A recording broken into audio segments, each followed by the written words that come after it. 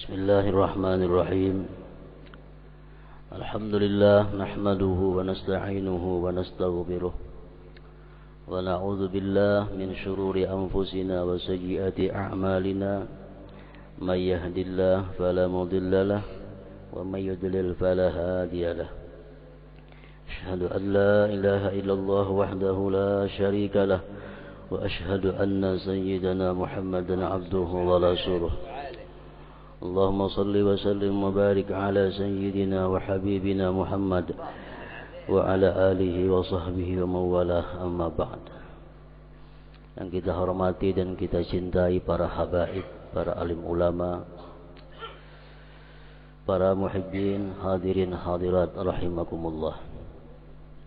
Puji syukur kehadirat Allah subhanahu wa ta'ala selalu kita haturkan atas limpahan anugerah yang kita terima setiap hari dan setiap detiknya. Juga salawat dan salam kepada baginda kita, junjungan kita, Nabi besar Muhammad sallallahu alaihi wasallam, dan kepada seluruh keluarga, para sahabat, zurriyat dan pengikut-pengikut beliau ila akhir zaman nanti. Sampailah kita kepada surat yang ke-25 daripada surah-surah Al-Quran, Al-Khamis wal Ishrun min surah Al-Quran, Suratul Furqan.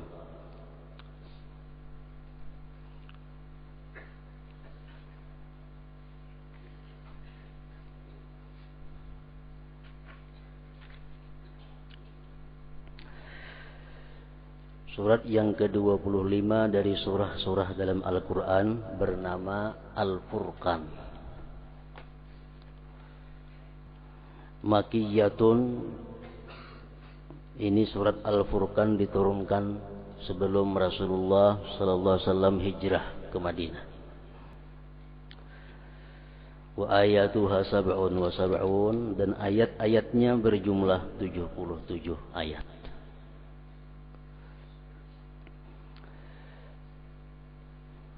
Ayat yang pertama dari surat Al-Furqan adalah Bismillahirrahmanirrahim. Tabarakalladzi nazzala al-furqan ala 'abdihi liyakuna lil 'alamina nadhira.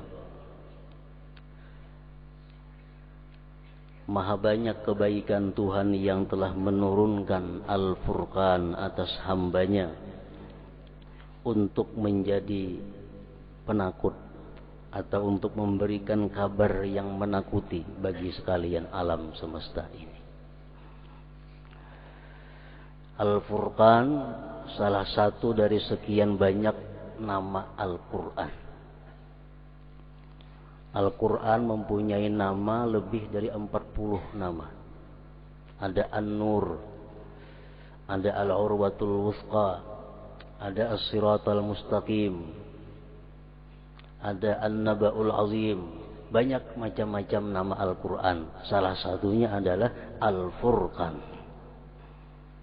Tabarakalladzi nazzala al-Furqan. Maha banyak kebaikan Tuhan yang menurunkan Al-Furqan. Artinya adalah Al-Quran. Al-Quran dinamai juga dengan Al-Furqan tadi. Sedangkan Al-Furqan itu artinya adalah Al-Fariq bainal haq wal batil. Pemisah antara yang hak dan yang batil. Pemisah antara yang benar dan yang salah. Kalau kita ragu-ragu apakah ini benar atau salah, lihat Al-Quran. Al-Quran pasti menjelaskan mana yang benar, mana yang salah. Makanya disebut Al-Quran itu juga dengan nama Al-Furqan tadi. Para muhibbin rahimakumullah, sebagaimana surat-surat Al-Quran, surat Al-Furqan ini pun juga banyak mengandung nasihat, banyak mengandung contoh-contoh, kabar-kabar orang-orang dahulu untuk dijadikan peringatan bagi kita semuanya. Kita ambil salah satunya adalah ayat 93 sampai seterusnya. Wa ibadur rahmanil ladzi yamshuna 'alal ardi hauna wa idza khatabahumul jahiluna qalu salama.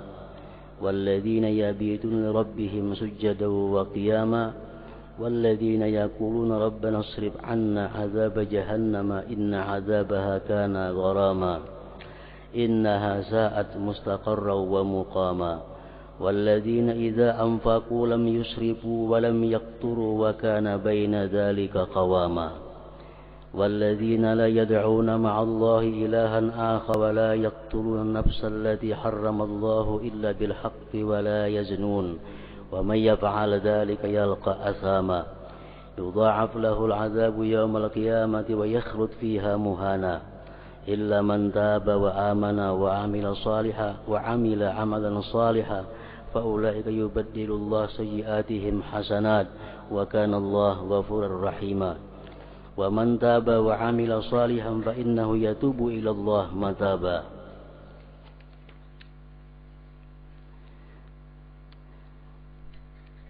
Sampai ayat tersebut berakhir pada ayat 76. Para muhibbin rahimakumullah, Al-Imam Fakhrur Razi, salah seorang ahli tafsir, mengatakan bahwa ayat tersebut tadi adalah menerangkan tentang bagaimana kelakuan-kelakuan atau akhlak, sifat-sifat manusia yang beriman yang nantinya akan menempati al-ghurfah bil jannah. Dijelaskan tadi beberapa sifat-sifat orang beriman yang mana mereka itu nantinya akan menempati al-ghurfah, tempat yang tinggi di dalam surga. Disimpulkan oleh beliau bahwa ada 9 sifat yang mesti dimiliki oleh orang-orang yang beriman kepada Allah agar mereka bisa menempati al-ghurfah, tempat yang tinggi di dalam surga itu. Yang pertama, alladzina yamshuna 'alal ardi hauna. Orang beriman, orang yang berjalan di muka bumi ini dengan tenang dan tentram.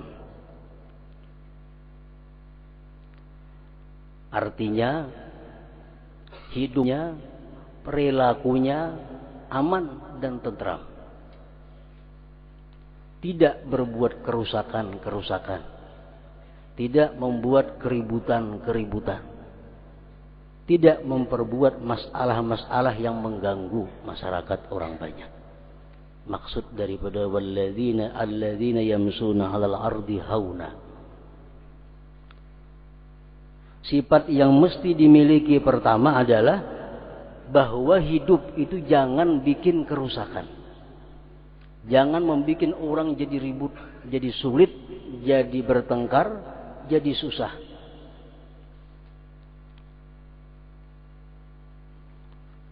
Al-Quran mengistilahkan dengan kata-kata orang yang berjalan di muka bumi dengan tenang dan tentram.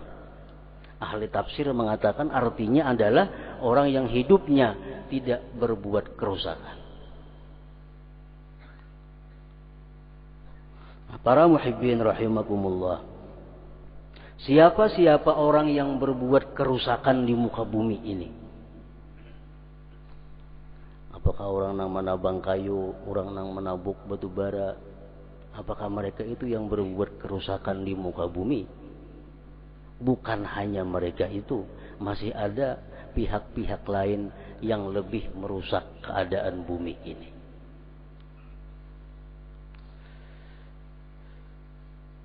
Ada 6 macam bangsa, 6 macam komponen bangsa yang bila ini berbuat sesuatu menjadi bangsa ini sangat rusak. Yang pertama, al-umara.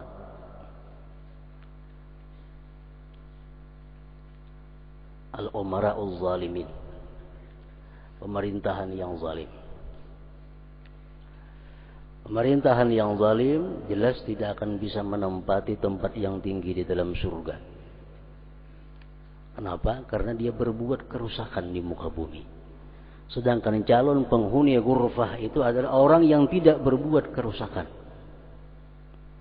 Pemerintah yang zalim, pemerintah yang hanya ingin nyaman sendiri, walaupun rakyatnya sengsara, walaupun rakyatnya sulit, yang penting inya dan keluarganya hidup makmur. Ini ngarannya pemerintah yang zalim, yang dikutuk oleh seluruh makhluk Allah Subhanahu wa taala. Itu orang yang paling berbuat kerusakan, yaitu bukan orang yang membakar hutan, bukan orang yang menabang kayu. Itu ada seberapa kerusakannya. Tapi kalau pemerintah yang zalim, ini sangat merusak dunia, merusak bumi. Yang kedua, al-ulama idza lam ya'malu bi ilmi. Yang berbuat kerusakan itu yang kedua adalah ulama-ulama, orang-orang yang punya ilmu agama tapi mereka tidak mengamalkan dengan ilmunya. Mereka membicarakan takwa, mereka sendiri tidak kenal, tidak paham apa itu takwa kepada Allah Subhanahu wa taala. Mereka membicarakan masalah wara, tapi usaha mereka sendiri jauh daripada wara.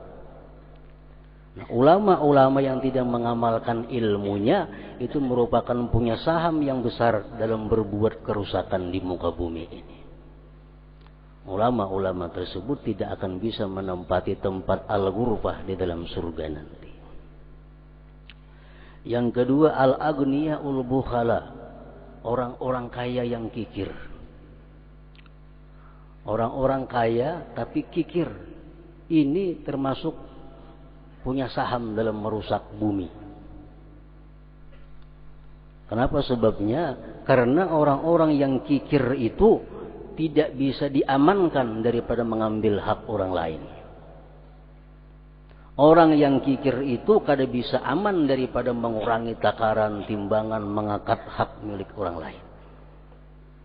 Al-aghniya'ul bukhala, orang-orang kaya yang kikir punya andil dalam berbuat kerusakan di muka bumi ini.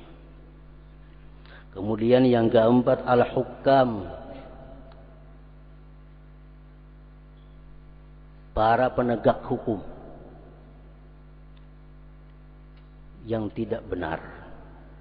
Penegak hukum di tempat kita polisi, jaksa, hakim. Apabila mereka itu menjalankan hukum dengan benar, mereka menjalankan hukum sesuai dengan hati nurani dan undang-undang, mereka adalah ada harapan menempati tempat yang tinggi di dalam surga. Tapi kalau mereka tidak benar dalam menegakkan hukum, akan jauh daripada surga, bahkan punya andil dalam merusak bumi ini. Al-hukam. Yang kelima, al-ujara, para pegawai, para buruh yang tidak jujur. Buruh-buruh, pegawai-pegawai baik negeri atau sipil yang tidak jujur dalam tugasnya, itu punya andil merusak bumi. Tidak termasuk dalam firman Allah, alladzina yamshun 'alal ardi hauna, tidak termasuk di situ. Pegawai-pegawai yang mestinya kerjanya jam 8 sampai jam 3 ternyata kurang daripada itu, namanya berbuat kerusakan di muka bumi.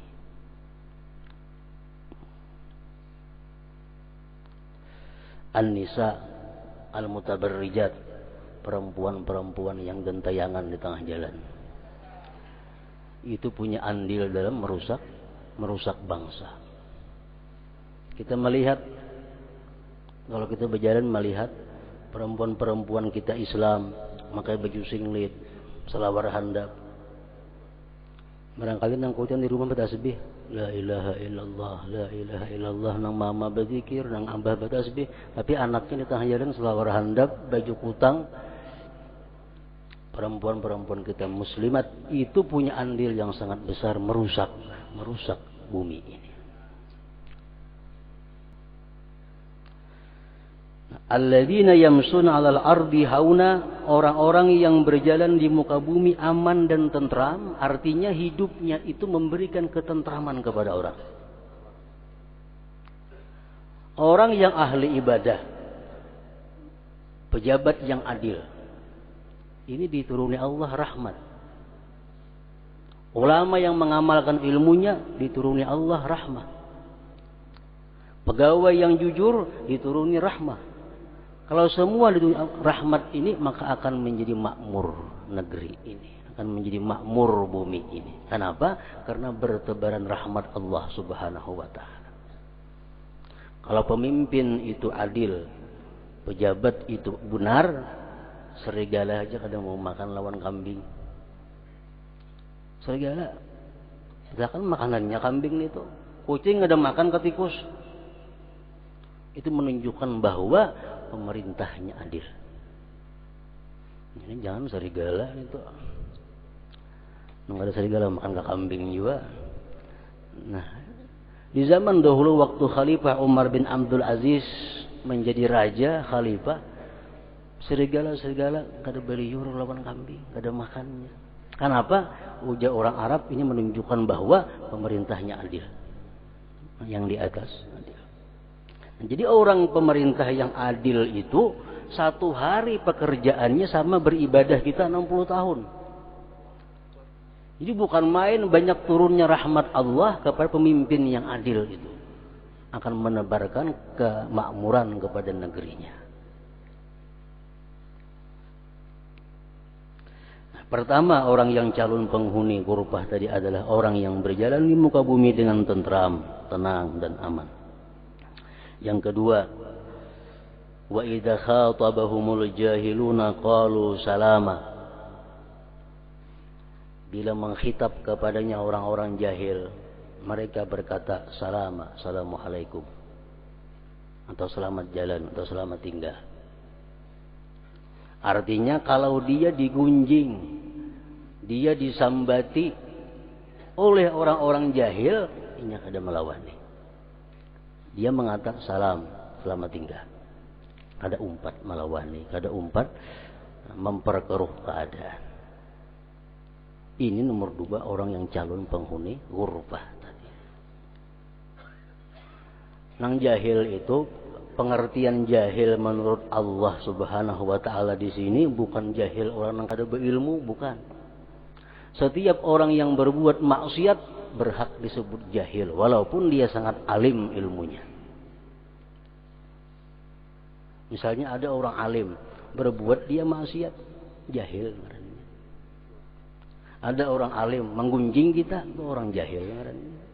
Ada orang alim memfitnah kita, itu orang jahil. Bila kita kada malawani ini tuh calon penghuni ghurfah. Bila kita malawani sama yang ngarannya lawan jahil juga. Wa idza khatabahumul jahilun qalu salama. Ini ngarannya punya sifat hilim. Kadang menanggapi cumuhan orang selama dia berjalan di jalan yang benar, di jalan Allah Subhanahu wa taala. Rasulullah sallallahu alaihi wasallam bersabda, "Innar rajulal muslim la yudriku bil hilmi darajatas shaim wal qa'im." Rawahu Tabarani. Seseorang laki-laki atau perempuan sama aja yang punya sifat hilim, sambati orang ada melawan, dizalim orang kada melawan, bakalah aja, serahkan kepada Allah, punya sifat hilim.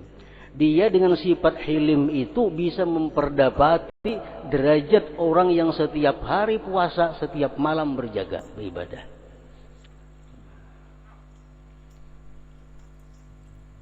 Cuma mengandalkan sifat hilim. Karena dia sifat hilim, kada bagaduh orang apa asalnya bujur, nya kada mengurusi itu, kada melawani itu. Walaupun orangnya kada ibadah, kada pemuasa, lebih baik daripada orang pemuasa ibadah tapi kada punya sifat hilim itu. Yang ketiga, walladzina yabitun li rabbihim sujjadan wa qiyama. Orang yang di malam hari beribadah kepada Allah Subhanahu wa taala. Ibnu Abbas mengatakan, kalau kita sembahyang tengah malam 2 rakaat sudah masuk dalam ayat ini. Yang ketiga, calon penghuni al-ghurfah tadi adalah orang yang bangun malam untuk sujud dan qiyam kepada Allah Subhanahu wa taala. Qala Nabi sallallahu alaihi wasallam, rak'atani yarka'uhuma al-'abdu fi jawfil layl khairun lahu minad dunya wa ma fiha. Rawahu ad-Dailami. 2 rakaat tengah malam yang dilaksanakan oleh seorang hamba itu lebih baik nilainya bagi Allah daripada dunia dan isinya. Umpamanya Allah memberikan seseorang ini kekuatan, kemampuan sehingga dia bisa sembahyang 2 rakaat tengah malam. Yang satunya diberi Allah dunia dan isinya. Lebih baik diberi Allah 2 rakaat tengah malam itu. Ada lagi ulama yang mengatakan bahwa orang yang sembahyang 2 rakaat tengah malam itu dapat pahala yang bukan main besarnya. Andai kata orang punya dunia dan isinya, dia wakafkan, masih gana sembahyang malam 2 rakaat itu pahalanya. Rak'atani yarka'uhum al-'abdu fi jawfil lail khairun lahu minad dunya wa ma fiha. Ini sembahyang malam, kita yakin, kita beriman bahwa itu adalah baik. Kita yakin, kita percaya, kita beriman bahwa sembahyang malam itu baik. Tapi kenapa kita masih kada kau menggawi? Pada percaya benar sudah itu. Percaya benar, yakin benar bahwa sembahyang tengah malam itu bagus. Hadis Nabi ada mengatakan, Quran ada menjelaskan sembahyang tengah malam itu baik. Yakin sudah kita pada itu bujur, tapi kenapa kita kada bisa menggawi? Disebabkan kita belum ada taufik Allah Subhanahu wa taala. Petunjuk ada sudah. Keyakinan sudah, yakin sudah itu. Percaya karena ini Quran mengatakan. Tapi kenapa masih ada menggawi? Karena belum ada taufik Allah Subhanahu wa taala. Kenapa taufik kada datang kepada situ? Karena pertama kebanyakan diisi dosa. Atau dalam awak banyak nang haram. Atau bergaul dengan orang-orang yang haram. Atau mencintai orang-orang yang zalim yang dikutuk Allah Subhanahu wa taala. Penyebab terhalangnya taufik Allah kepada kita. Banyak fadilat amal yang kita yakini kebenarannya tapi kita kada bisa menggawinya. Banyak benar itu. Karena belum ada taufiknya tadi.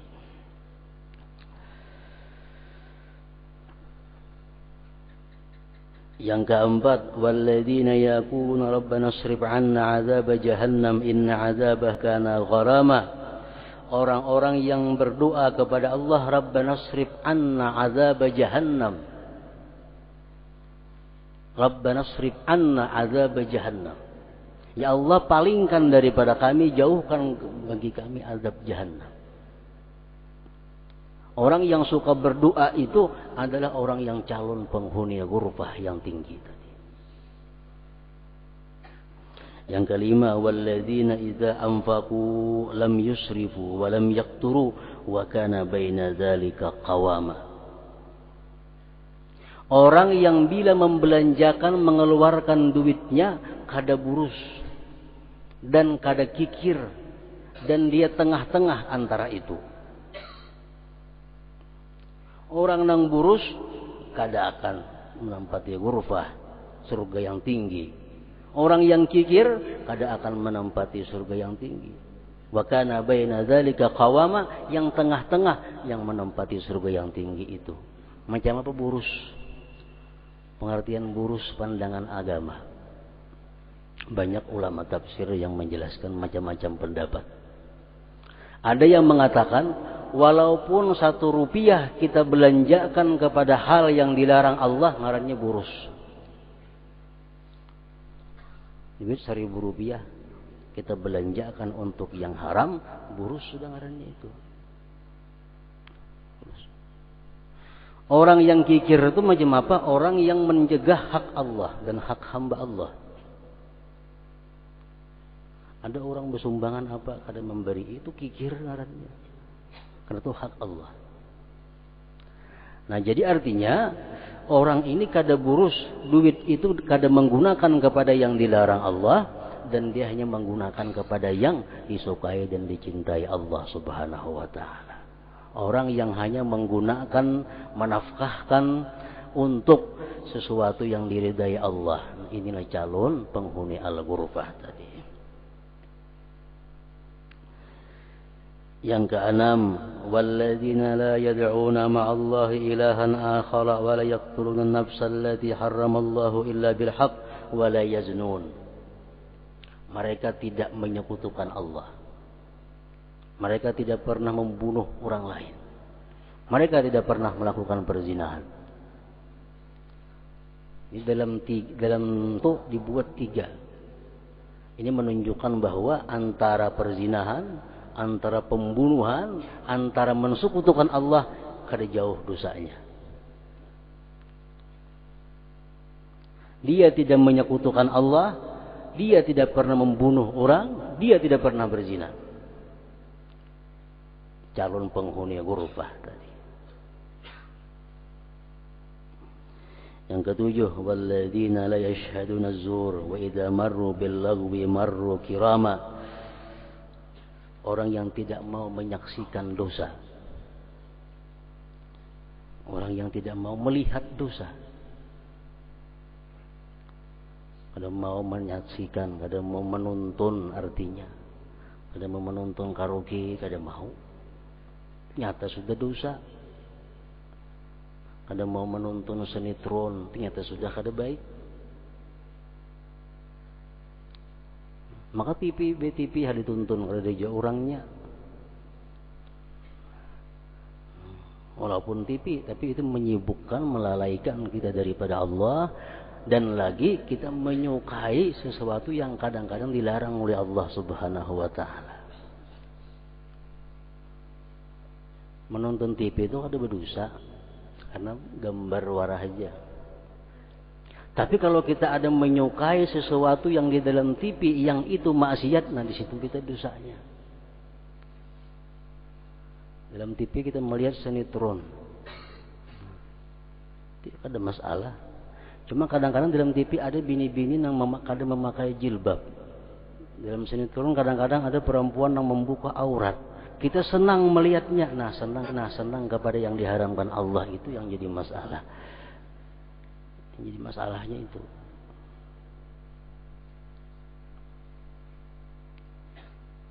Orang-orang yang akan ditempatkan Allah di dalam surga yang tinggi, maka dia tidak mau menyaksikan hal-hal yang bertentangan atau hal-hal yang sia-sia tadi. Yang ke-8, wa idza walladzina idza dzukiru bi ayati rabbihim lam yakhiru 'alaiha summa wa umyana. Orang-orang yang bila diperingati dengan ayat Allah, mereka taat tersungkur. Orang pengen menyari-nyari, nasihati, kamu kada boleh hincam itu. Nang ikam amuk tuh kuitan ikam. Allah mengatakan dalam Quran, kuitan itu mesti ditaati. Langsung lamah tunduk. Itu orang calon penghuni surga yang tinggi. Kalian terbawa nafsu, amuk-amuk kamu kada boleh durhaka kah? Nah, kan Quran madahan kada boleh. Quran kah? Nah,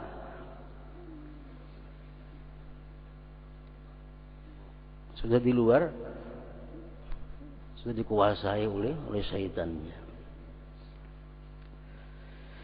Yang ke-9, walladzina yaqulun rabbana hab lana min azwajina wa dzurriyyatina qurrata a'yun waj'alna lil muttaqin imama. Orang yang rajin berdoa kepada Allah dengan doa ini. Rabbana hab lana min azwajina wa dzurriyyatina qurrata a'yun waj'alna lil muttaqin imama. Baca perbanyak doa itu.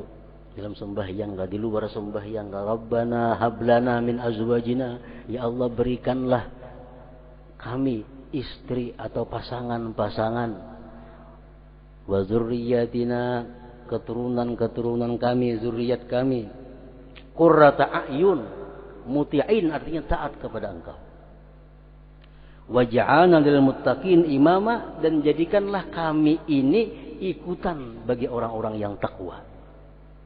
Kalau kita jadi ikutan orang-orang takwa, pasti kita orang takwa juga ngarannya. Nah, jadi orang yang calon penghuni ghurfah itu ketujuh membaca doa ini di dalam dunia. Rabbana hab lana min azwajina wa dzurriyyatina qurrata a'yun waj'alna lil muttaqin imama. Nah, baca terus doa itu. Nah, jadi menurut Imam Fakhrul Razi bahwa ayat 63 surat Al-Furqan tadi sampai seterusnya itu mencakup keterangan yang disebutkan tadi, bahwa ibadur rahman hadhihi sifatuhum ulaika yuzawna al-ghurfah, hamba-hamba Allah yang bersifat dengan 9 sifat itu, mereka itulah yang akan menempati ghurfah, tempat yang tinggi di dalam surga Allah Subhanahu wa taala. Nah, para muhibbin rahimakumullah, mudah-mudahan kita dapat hidayah, inayah dan taufik dari Allah Subhanahu wa taala, dan mudah-mudahan kita akan bisa menempati ghurfah tersebut. Ila hadratin Nabi sallallahu alaihi wasallam. Al-Fatihah.